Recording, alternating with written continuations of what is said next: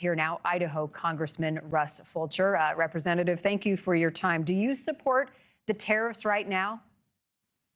No, Marni, I think that the policy is good, but we have to keep in mind this is over the long game. The idea here is that you've got to have fair and balanced trade, and we haven't had that for a long time. And we're seeing, I think, some early results, even though this is a long game policy.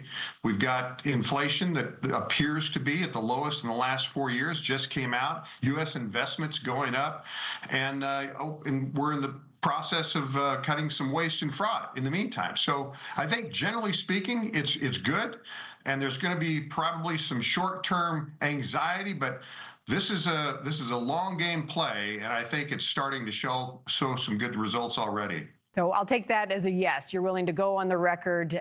You think the tariffs are good. You agree with the president. I agree with the president. You agree with the president. All right. You don't agree with Democrats who are trying to get in the way of this bill. It's now headed to the Senate. What do you anticipate from your Republican counterparts in the Senate when it comes to funding the government come Friday?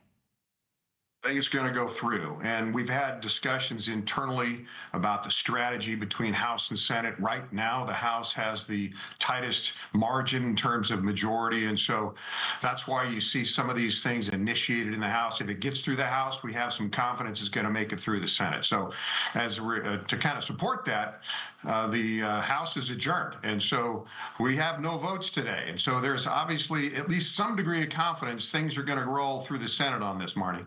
I know we always have to plan for the possibility that things don't go through. And although you're optimistic, it sounds like, what happens if the votes aren't there and the government shuts down? How do you reconcile that with your constituents? What's the message given that uncertainty?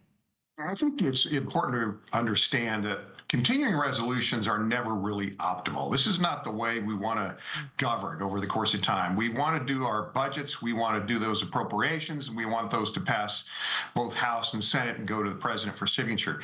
Unfortunately, for one reason or another, and in this case, I believe because of the tight margins and some of our friends on the other side of the aisle not agreeing to it, that's not the way it's being done right now. So this CR, I believe, is unique. It's certainly unique in my career, possibly my life, Marni, because it actually reduces discretionary spending year over year. That's never been done to my recollection. It also does some things that are part of the president's agenda. It protects the border, Social Security, Medicaid, buys us some time to get those appropriations, those budgets done. Not an optimal way to govern, but it's the best under the circumstances. We've got a lot of other things happening right now. Funding to Ukraine is on the table, the situation in the Middle East, what's happening at our borders right now. What are some of you and your colleagues' other priorities as we move through the next few weeks?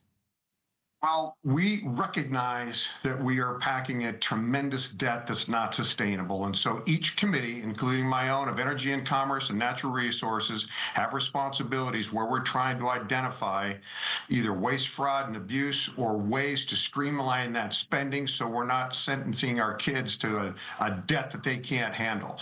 And so that's the priority for us.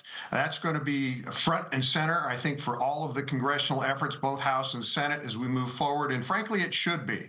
We should not be carrying this debt. We have debt service that exceeds our military budget at this point. I mean, that's just not sustainable. That's where the focus is going to be, Marni. And frankly, sometimes it's discouraging, and you find some of this waste and abuse, and you think, oh my goodness, how embarrassing. But on the other hand, it's being looked at. I'm very thankful for that, and we've got to focus on making things better with the budget, lowering the spending, getting rid of the waste, fraud, and abuse. Thank you for watching. Go to newsnationnow.com to find News Nation on your television provider. And don't forget to click the red subscribe button below to get more of News Nation's fact-driven, unbiased coverage.